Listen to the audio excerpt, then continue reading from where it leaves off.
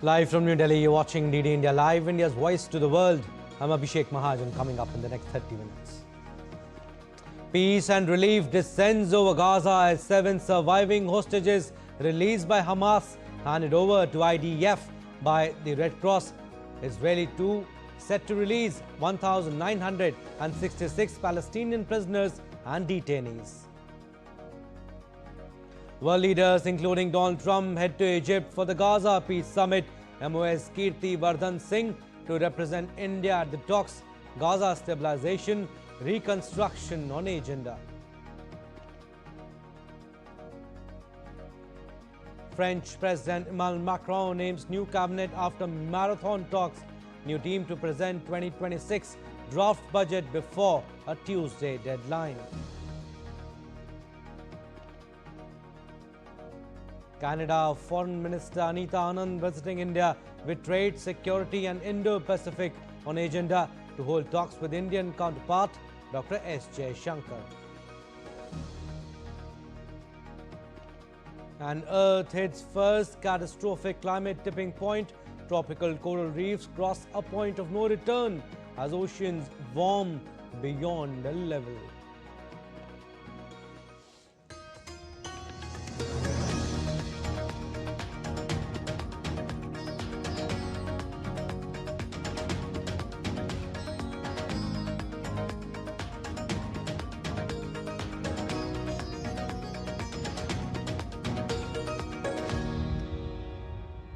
So the first 7 Israeli hostages were freed in Gaza today to the Red Cross and will soon be handed to the Israeli military. And there were loud cheers in Hostages Square as news of the release emerged.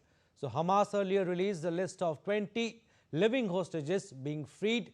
They have been held in Gaza since October 7 attacks in 2023. In exchange for the hostages, Israel will release 1,966 Palestinian prisoners and detainees. So the handover of hostage release begins in Gaza. So these are the names that we are showing you of the hostages that have been released. The first Israeli hostages have now been transferred from Hamas to the Red Cross.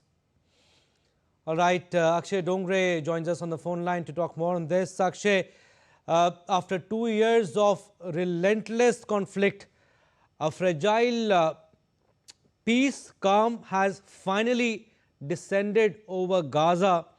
Benjamin Netanyahu calls it a moment of unity, and Trump in fact said that it's an end of war. War is over. I mean, how do you want to say it? I mean, how do we perceive it? Well, this is certainly a fragile peace, temporary truce, we can call it. But to call it the war as over would be a bit of oversimplification, and it seems that we are, jumping on the gun as far as this conflict is concerned, because this conflict is rooted in centuries-old mistrust and problems that have been there regarding the homeland of the Jewish people, as well as the holy sites there are in Palestine as well as in Israel too, especially in Jerusalem. So the friction points remain, but this is a welcome move that 7 hostages are being released out of the 20 that were decided earlier. But also we have to see that how many prisoners Israel will be releasing, with about 1,500 that were taken into prison after the 7th October attack, and about 250 who are serving life sentence there in jails of Israel. So it's a welcome move, but we'll have to see now that how the Board of Peace will be set up in Gaza. Donald Trump is traveling to Israel. As far as the release is concerned, he'll definitely take credit for it. He has been taking credit for wars that he couldn't stop, or he hadn't stopped, like the India-Pakistan conflict. But still, this is one where he had an actual role. So in all certainty, he'll be taking credit for it. But now let's see that how the peace will, remain here as far as Palestine is concerned, and how the two sides will ensure that the conflict doesn't break out again and the friction points do not, emerge once again. So it remains to be seen. A lot remains to be seen, Abhishek. Absolutely, Akshay. It's a historic step, but several questions need to be answered. There are apprehensions also, and these are the live visuals that we are showing you. On the left side of your screen, you can see Reim military base, and on the right side, the hostages square. So the handover of hostage release begins in Gaza, and this is a dream come true. We are euphoric, very excited and dying to hug him, father of one of the hostages said. And Israeli media is reporting that the 7 hostages have been handed over to the International Committee of the Red Cross, which is ICRC in Gaza. But Akshay, what are the main challenges to maintaining this fragile peace, if we can say, on both sides, Gaza and Israel? Well, Ashik, the major friction point is obviously, the point where Hamas and Israeli defense forces couldn't agree on. One of them was the disarmament of Hamas. The initial peace offer called for Hamas to be disarmed completely, but then they had apprehensions that they would have been hunted by the Israeli defense forces later on. So that remains a sticking point still. Also, what remains to be seen is that the complete handover should take place of the hostages, because they have been through hell in the last 2 years. They have gone through a deep psychological trauma, seeing their friends die. Just a few days back, we saw the news that one of the survivors also died by suicide because he was in so much of trauma that after seeing his girlfriend and his best friend die. So the situation remains complicated. Battle scars and will be there. There will be mistrust among the two parties, between the two parties, Israeli defense forces as well as Hamas, because, we have seen the kind of spy-offs that Israel has done. It has killed so many people with the pager attacks, up to, the kind of difference as far as casualty count is concerned is also enormous. We are about a few thousand casualties in Israel, but over 65,000 people killed in Palestine. So those things are going to remain and then create a lot of mistrust in future too. So that has to be filled as well. Absolutely. It's a fragile situation. Again, we are getting you these live visuals. But Akshay, what do you think happens next on the ground? Does the Israeli military, they pull back entirely or maintain a presence along the Gaza's borders? Well, it has to pull out of from Gaza completely. Okay. That is what it says in the ceasefire document. But Israel has said that it will slowly and gradually pull out, and not in one sudden manner. So they will start to gradually pull back as the international these groups that are forming their deploy their own security to ensure that the conflict doesn't break out again. Akshay, also, I mean, tell us the role of the United States, personally, of U.S. President Donald Trump. How critical has Washington's influence been in getting both sides to this point, and the challenges, can it keep them there? Well, it can if it wants to. It is still the biggest power as far as military terms are concerned, economy as well. And in that area, now Saudi realizes that U.S. doesn't need it for its own fuel, requirements, because U.S. now has become the world's largest fuel, the country that has the largest supply of fuel. So Saudi wants U.S. support, other countries as well, and Israel too. So that is one country which can actually bring peace in the region. All right, Akshay, we'll leave it at that. Thank you for the time being, but yes, we'll keep taking updates from you. And US President Donald Trump is expected to arrive in Israel. He will then head to Egypt to attend by around 20 world leaders on his way to the region. And Trump, like we said, declared the war is over in Gaza, although the next phase in the Israel-Hamas deal still needs to be negotiated. War's over. The war is over. Okay, I think people are tired of it. It's been centuries. Okay, not just recent. It's been centuries. I think people are tired of it. Yeah, I think people are going to behave. Everybody knows their place. It's going to be great for everybody. It's going to be great for the surrounding countries, Arab, Muslim, all of them. It's going to be great for Israel. Everybody is happy, and I think it's going to stay that way. As the ceasefire holds in Gaza, all eyes are now set on Egypt as it hosts an international peace summit in the Red Sea resort city of Sharm el-Sheikh on Monday. Leaders from more than 20 countries participating in the summit, co-chaired by President Abdel Fattah el-Sisi and his American counterpart Donald Trump. Meanwhile, Israel has said it will not send any representative to the peace summit in Egypt.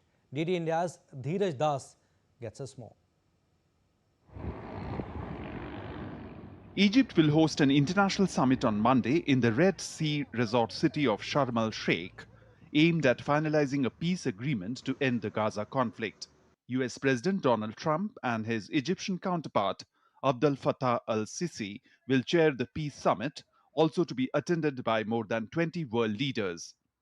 According to Egypt's presidential spokesperson, the peace summit will aim to end the war in the Gaza Strip, enhance efforts to achieve peace and stability in the Middle East, and usher in a new era of regional security and stability.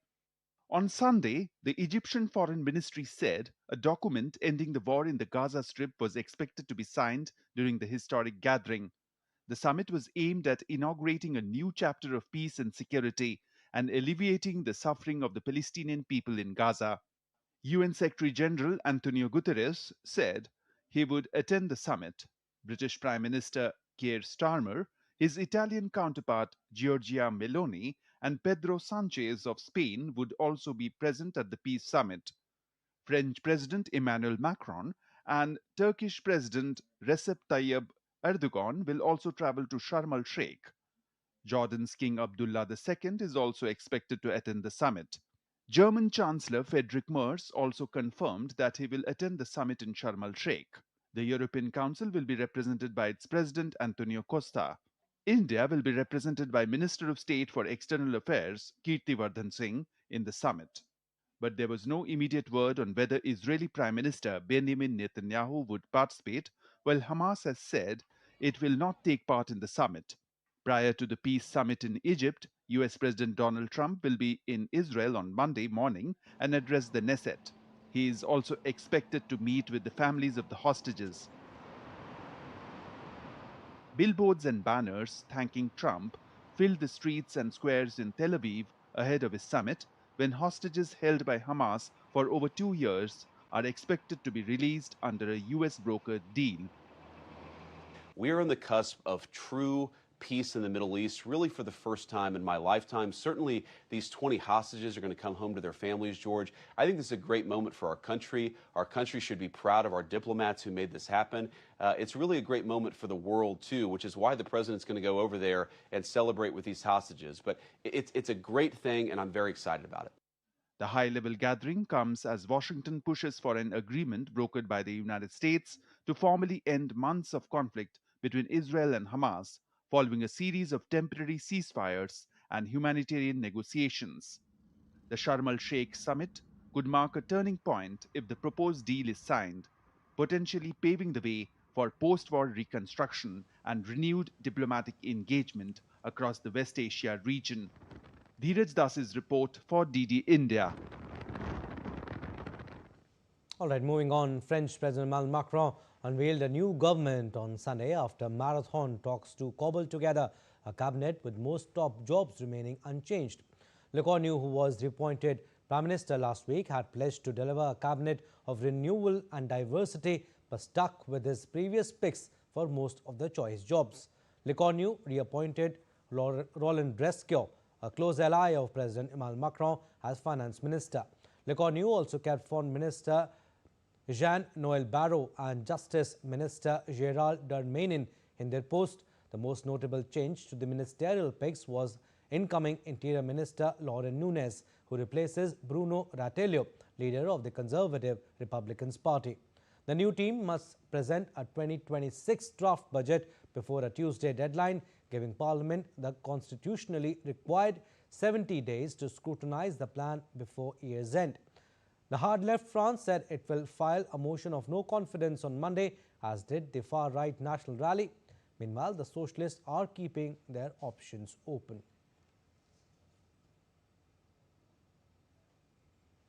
Still to come on this edition of DD India Live.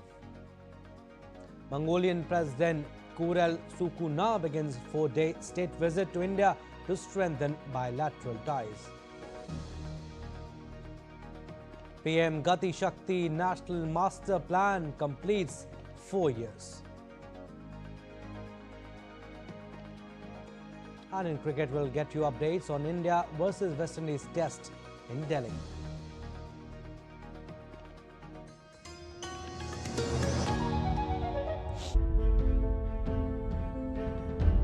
There's so many invaluable artifacts that the British have taken from our country. They robbed us of our self-respect. They robbed us of our honor.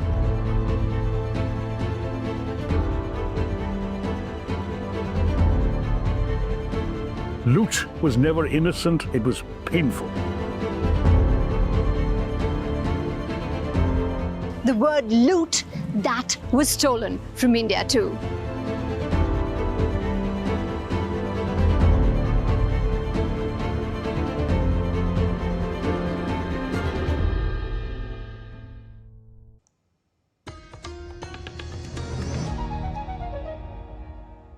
Welcome back. You're watching DD India Live. I'm Abhishek Mahajan. Some more stories. President of Mongolia, Kurel Sukuna, will begin his 4-day state visit to India from today. During the visit, President Murmu will meet her Mongolian counterpart and host a banquet in his honor. President Kurel Sukuna will hold talks with Prime Minister Modi and review the entire gamut of bilateral relations. Diplomatic relations between India and Mongolia were established in 1955. Over the past 7 decades, the two countries have developed a close and multifaceted partnership anchored in shared cultural and spiritual links and democratic values. This is President's first visit to India in his capacity as head of state of Mongolia. And Canadian Foreign Minister Anita Anand is on a 2-day visit to India aimed at strengthening bilateral ties. She will meet with her Indian counterpart, Dr. S. Jaishankar, today. The discussions are expected to focus on setting up a framework for bilateral strategic cooperation in areas of trade, energy and security, transition and security. It is Anita Anand's first visit to India after assuming charge as the Foreign Minister in May. She will also meet Commerce Minister Piyush Goyal to discuss ways to boost two-way trade ties. This visit is expected to help build on the positive momentum in India-Canada relations by revitalizing bilateral mechanisms, deepening economic cooperation and further strengthening the enduring people-to-people ties that anchor the partnership. India's Environment Minister Bhupendra Yadav will attend the pre-COP meeting in Brasilia on October 13 and 14. For the next 2 days, the platform will provide an opportunity for countries to build consensus on the issues critical for the success of COP30. Bhupendra Yadav, in a social media post, said that it looks forward to meaningful discussions and productive conversations in Brazil. And the 2-day pre-COP brings together environment and climate ministers, senior negotiators and observers to narrow differences on politically sensitive topics and try to build ministerial consensus ahead of the UN Climate Conference. The UN Climate Summit COP30 will be held in Belém, Brazil in November. The disagreements over the scale and nature of climate finance, whether it should be provided as grants or loans, and how predictable and usable new funds will be for adaptation and loss and damage. These finance tensions are central to what delegates will debate in Brasilia and later in Belém. And the Indian Army will host the United Nations Troop Contributing Countries Chiefs Conclave in New Delhi from October 14 to 16, bringing together senior military leaders from 32 nations that contribute troops to UN peacekeeping missions. Delegations arrive on October 13 for this high-level forum to address operational challenges, evolving threats, interoperability, and the role of technology and training in strengthening peacekeeping. As one of the largest contributors to UN missions, India aims to share best practices, build consensus, and promote inclusivity under the ethos of Vasudhaiva Kutumbakam. The world is one family. The program features addresses along with plenary sessions, defense exhibitions, bilateral talks, and cultural exchanges. Dear colleagues and friends, I commend the Government of India for organizing this much-needed conclave. It provides a vital space for UN troop and police contributing countries to exchange lessons, strengthen cooperation, and deepen collaboration, all in the pursuit of peace.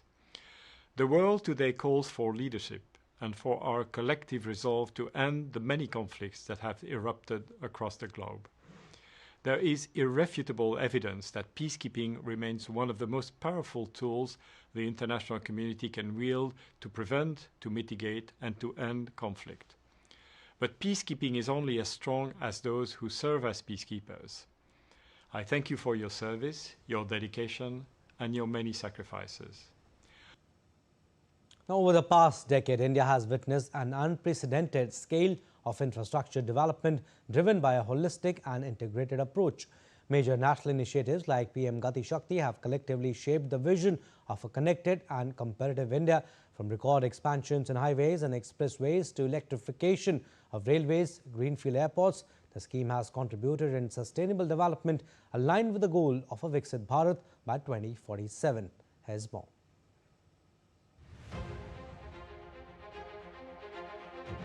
It has been 4 years since Gati Shakti was implemented.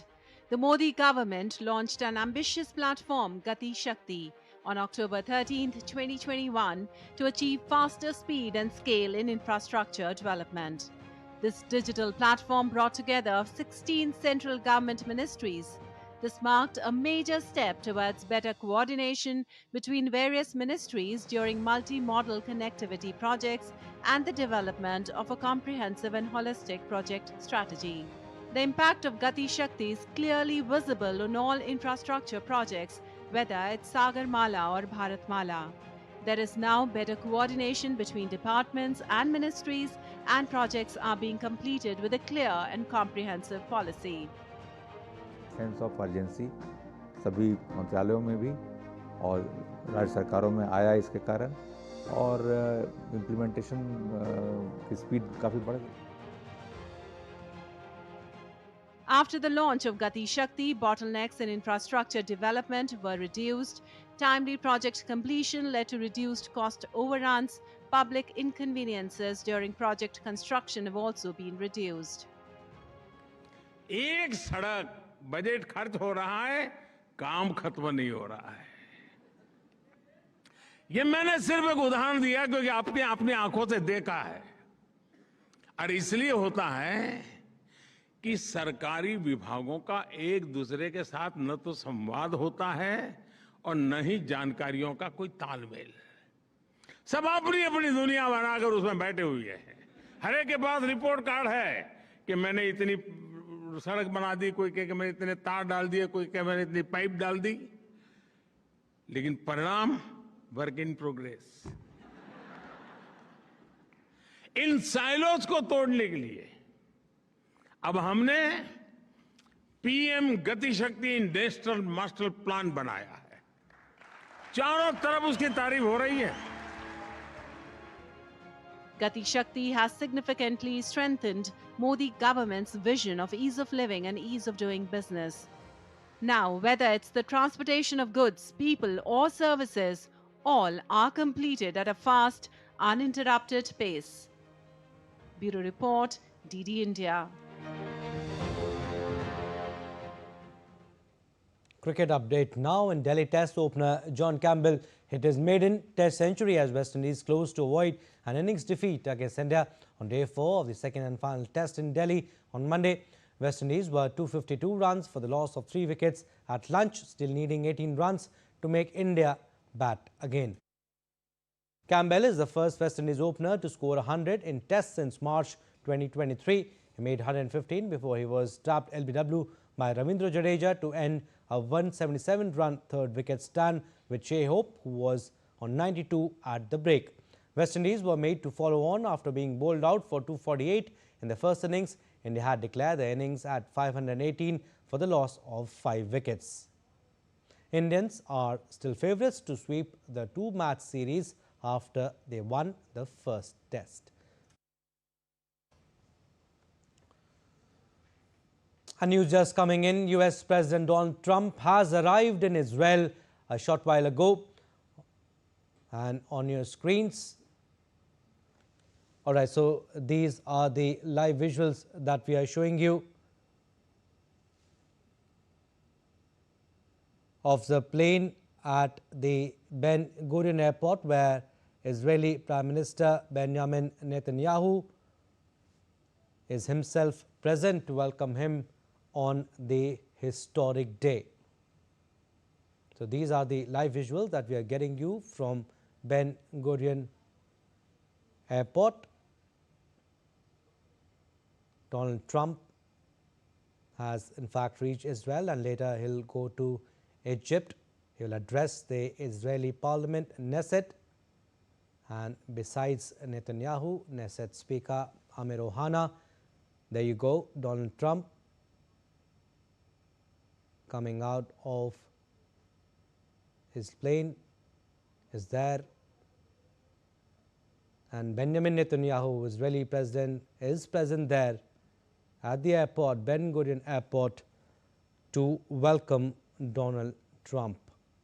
Donald Trump has said that the war is over as he travels to Israel for the release of hostages from Gaza under the ceasefire deal that has been agreed between Israel and Hamas. Coming out of the Air Force One. These are the live visuals that we are showing you. You can see Israeli President Benjamin Netanyahu there is there to welcome him.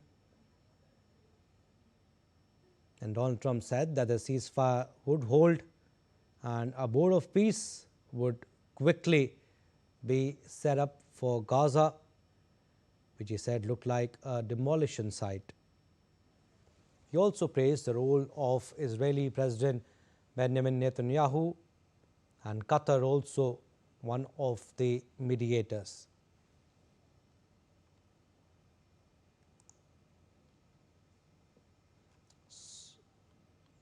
So handover of hostage release has also begun in Gaza. And the first Israeli hostages, like we showed you, have been transferred from Hamas to the Red Cross in Gaza, and these are the live visuals that we are showing you.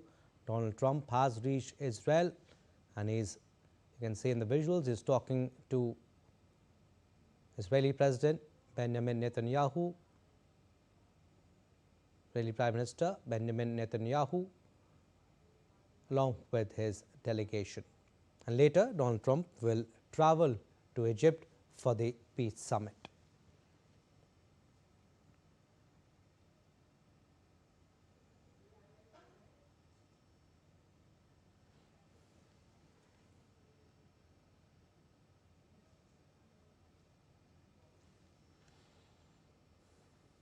All right, we'll keep getting you updates on this, but that's all for this edition of DD India Live.